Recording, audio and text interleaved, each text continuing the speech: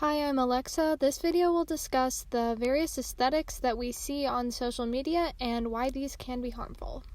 While the word aesthetic originally meant a branch of philosophy discussing topics such as beauty and art and what they are and questions about them, this word has evolved into something new on social media. According to Vogue article, Do I Have an Aesthetic? Over time, aesthetic has evolved from an academic word and something used by artists and amateurs to something to categorize our own identities by.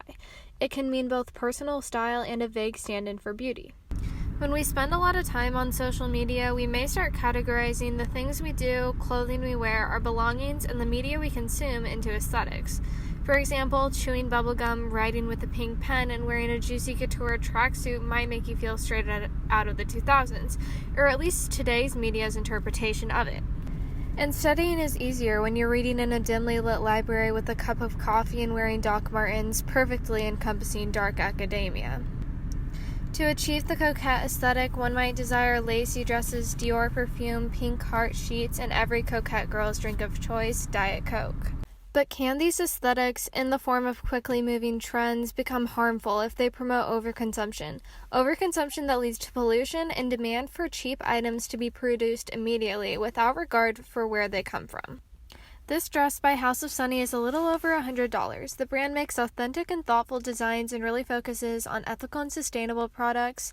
Several sources which evaluate the sustainability of brands give it good ratings. One writes about their biannual collections in contrast to fashion brands, saying their design team works at a much slower pace, focusing on sustainable fabrics and manufacturing methods. However, after being popularized by Kendall Jenner, several cheaper dupes of the dress on sites including Amazon and Shein went viral. Shein is notorious for its large number of clothing designs, stolen designs, and the speed at which it produces them, and its mistreatment of employees. Any cheaper dupe is likely not made with the same care as the original. It's a good example of how the fast fashion industry works, creating lesser quality products which are thrown away quicker and thus create more waste, stealing intellectual property and exploiting workers. But again, as shown in this article, many will disregard these unethical products in favor of achieving the aesthetics of models such as Kendall Jenner and other people they see on social media.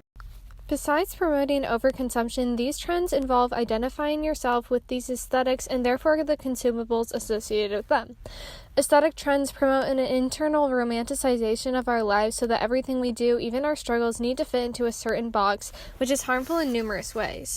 Rain Fisher Kwan writes about feeling like she needs to make her mental illness look like the romanticized pain of women in movies. She explains it's easy as a woman to compactify illness into a consumable package. Selling your pain is easier than living with it.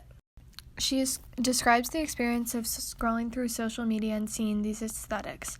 One girl on your TikTok feed might be self-described Joan Didion, Eve Babbitt's, Marlboro Red, Straight Cut Levi's, Fleabag Girl. This means she has depression. Another will call herself a baby doll dress, Sylvia Plath, Red Scare Mew Mew, Lana Del Rey Girl, meaning she has an eating disorder.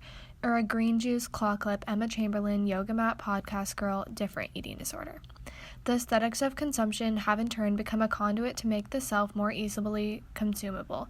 Your existence as a type of girl has almost nothing to do with whether you actually read Joan Didion or wear Mew Mew, and everything to do with whether you want to be seen as the type of person who would. These things lose their literal meaning in this context and become a part of an aesthetic that we want to present to the rest of the world rather than something we really are.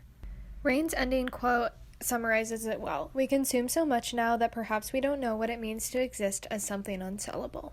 Thanks for watching, and remember to be a little more conscious of what you consume.